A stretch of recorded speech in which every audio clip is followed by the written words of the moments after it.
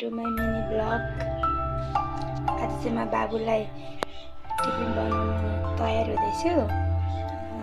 बाबुले चाहिँ भेजहरू खाँदैन, त्यही भएर मैले चाहिँ अब त्यो चाउमिन बनाइदिन आँटेको छु। सुरुमा त भन्नै बिर्सेछु क्या। फर्स्ट टाइम हो मेरो मिनी भ्लग चाहिँ। अनि मैले चाहिँ घरमै थुक्पालेर थोरै खुल्ला बेसार हालेर उसिनिदिसकेको छु। अनि म चाहिँ भेजिसहरू काटेर रेडी बनाइसकेको छु। अनि चिकन रहेको छ। अब यसलाई चाहिँ म फ्राई गर्छु अनि म चिकन चाउमिन मेरो बाबुलाई बनाइदिन्छु। अब हेर्नुहोस् है रेसिपी। अब कराई छ होइन, अब म तेल लाउँछु।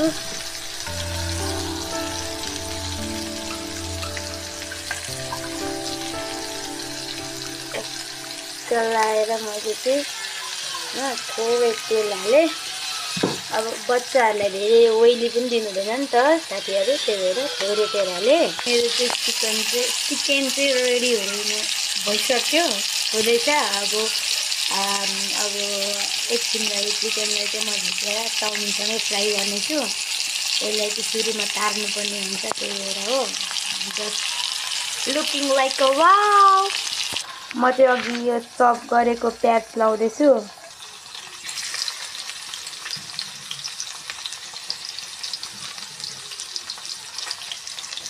सो यो प्याजलाई चाहिँ थोरै बेर अब होइन मिडियममा बिस्तारो पकाउने होइन। अनि टक्क लाएर यता पनि चिकन पनि चलाउने, चिकन पनि डढ्न सक्छ। अनि यो मैले चप गरेर राखेको गाजर थियो, यो पनि मैले हालिदिएँ। अनि गाजर भन्छ कि के भन्छ, म चाहिँ गाजरै भन्छु। अब तपाईँहरू के भन्नुहुन्छ होइन। रेसिपी हेर्नु है, चाउमिनको घरमा होममेड चाउमिनको रेसिपी। अनि यसलाई चाहिँ मजाले फ्राई गर्ने। अब यसलाई पनि एकछिन होइन त्यसरी नै फ्राई गर्ने होइन। यो चाहिँ फ्राई भइसकेपछि चाहिँ यसलाई हालेर फ्राई गर्ने। यो ब्रोकाउली हो। बच्चाहरूले चाहिँ अब होइन घरमा सब्जीहरू प्राय बच्चाहरूले खाँदैन। मेरो बाबुले पनि सब्जीहरू चाहिँ भेजिजहरू चाहिँ त्यति खाँदैन। सो म चाहिँ उसले डिमान्ड गरेको हुन्छ खाजाहरू, जस्तै कि अब चाउमिन चाउचाउ के ल्याइदिनु भन्छ टिफिन। अनि त्यो टिफिनमा चाहिँ म सक्दो धेरै भेजिजहरू लाएर बनाउने प्रयास गर्छु, कोसिस गर्छु। सो यस्तो हुँदैछ। सक्दो बढी चाहिँ भेजिजहरू चाहिँ लाएर बनाइदिनुपर्छ क्या बेबीहरूलाई चाहिँ। अब कस्तो हुन्छ भने बच्चाहरूले चाहिँ प्रायः जस्तो बच्चाहरूले चाहिँ खाँदैन क्या। मैले देखेको कति धेरै बच्चाहरूले चाहिँ होइन अब यो भेजिजहरू चाहिँ उनीहरूलाई चाहिँ एलर्जी क्या, भेजिजहरूदेखि चाहिँ एलर्जी। सो खानै रुचाउँदैन होइन खानासँग पनि। अनि त्यही भएर चाहिँ म चाहिँ टिफिन बनाउँदा चाहिँ खानासँग चाहिँ त्यति कर गर्दिनँ। टिफिन बनाउँदाखेरि चाहिँ प्रायः जसो मेरो चाहिँ भेजिजहरू चाहिँ धेरै नै हालेको हुन्छु। सो चिकन पनि अब चाहिँ रेडी भइसक्यो। अब यसलाई चाहिँ म फ्राई गर्छु, फाइनल लुक्स देखाउँछु। हस् साथीहरू, मेरो मिनी भ्लग। अब चाहिँ मैले यो साग र प्याज पनि हालिदिइसकेँ। अब यसलाई पनि एकछिन त फ्राई गर्नुपर्छ होइन।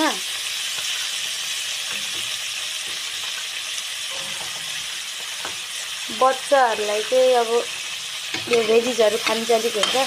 म चाहिँ एउटा हातले म फोन अठाइरहेको छु, अर्को हातले गरिरहेको छु। सो राम्रो नभए पनि लाइक कमेन्ट सेयर सब्सक्राइब गरिदिनु होला।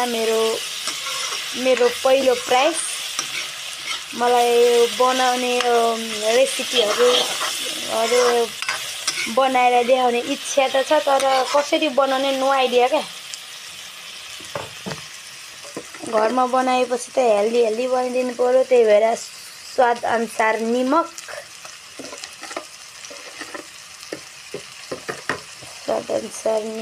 अनि त्यस पछाडि म चाहिँ के हाल्छु भने थोरै अब घरमा बनाएपछि त अजिना त हाल्नु नहुने हो, त्यही पनि बच्चाहरूको लागि अब थोरै केही मात्रामा अजिना हाल्ने। अनि अजिना नहाले त चाउमिन त अलिक नमिठै हुन्छ नि त चाउमिन। अनि त्यही भएर थोरै मात्रामा केही मात्रामा हो कि जस्तो, धेरै होइन लाउने। अनि जिराको पाउडर थोरै हाल्ने। मेरो बेबीलाई चाहिँ जिराको यो हुन्छ नि, जिराको फ्लेभर धेरै मनपर्छ। जे कुरा पनि जिरा पड्काएर ल्याइदिनु भन्छ। सो मैले चाहिँ यहाँ चाहिँ पाउडर एड गरेको छु, किनकि चाउमिनमा चाहिँ त्यो जिराको गेडा पड्काउने भन्ने हुँदैन नि त। त्यही भएर मैले चाहिँ एक चुट्की खोर्सानी पनि हाल्दिएँ, थोरै मात्रामा, केही मात्रामा। अनि मैले चाहिँ यो अघि बोइल गरेर राखेको थुक्पा थियो ठुलोवाला, हो त्यो थुक्पालाई चाहिँ मजाले यसरी हालेर अब फ्राई गर्छु एकछिन। अनि हेर्दाखेरि वाउ लाइक वाउ देखेको देखेन साथीहरू। मैले चाहिँ मेरो बेबीलाई चाहिँ यस्तो गरेर यसलाई मैले फ्राई गरिसकेको छु। अलिअलि डरी पनि राख, केही समस्या छैन। सो अब चाहिँ मैले फ्राई गरेर राखेको चिकनलाई चाहिँ हालेर 2-3 चोटि ओल्टाङ पल्टाङ गरेर चलाउने। अनि चाहिँ फाइनली चिकन चाउमिन चाहिँ रेडी भइसक्यो।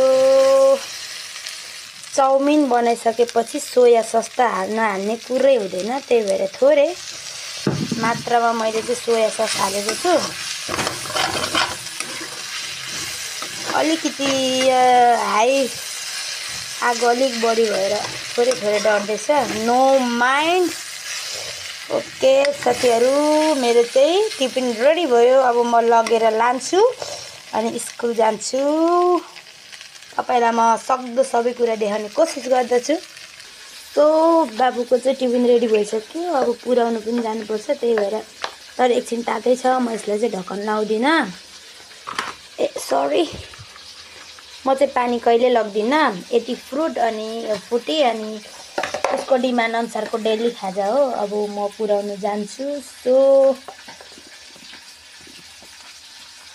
अब एकजना मात्र छ, म पुऱ्याउनु लान्छु। तर पुऱ्याउनु चाहिँ लान्छु होइन, तर म फोन चाहिँ लाँदिनँ, किनकि अब टिफिन बोकेर यताउति जा हुन्छ। त्यही भएर अब मेरो मिनी भ्लग चाहिँ यतिमै सकियो। अनि म चाहिँ अहिले स्कुल छोडेदेखि चाहिँ म घरमा केही गर्दिनँ। घरमा त्यत्तिकै बस्नु झ्याउ लाउँछ, त्यही भएर म चाहिँ टिफिन पुऱ्याउने आउने गर्छु। अनि मैले चाहिँ घरमा थोरै फुलहरू रोपेर यसरी गार्डनिङ गरेको छु। यो चाहिँ भर्खरै उम्रेको हो।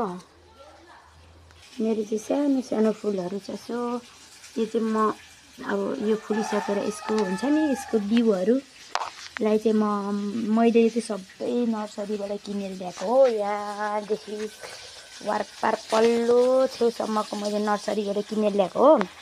मैले चाहिँ यो फुलहरूको चाहिँ अब हुन्छ नि, के अरे फुलहरूको अर्को ऊ निस्केपछि, बच्चाहरू निस्केपछि के भन्छ त्यसलाई, त्यो निस्केपछि चाहिँ म चाहिँ अब गाउँमा होइन, अब आन्टीहरू साथीहरूलाई चाहिँ यो फुलको बिउहरू चाहिँ बाँडेर गाउँैभरि बनाउने सोचमा छु। यो फुल चाहिँ मैले ठुलो किनेर ल्याएको, 250 को यत्रो ठुलो थियो। आउँदै बजारबाट ल्याउँदै look at this sad news, भाँचियो क्या। त्यो पनि भाँचिएर पनि यसलाई त सुक्ख त छैन। जसरी भने मैले अब होइन, जसरी भने यसलाई फुल्नुपर्छ भन्ने गरेरै छोडेँ। अनि यो चाहिँ व्हाइट कलरको हो। मसँग चाहिँ यो वर्ष चाहिँ यो के भन्छ, यो गोदावरीको फुल चाहिँ धेरै छैन। सो एउटा छ, त्यो पनि वाउ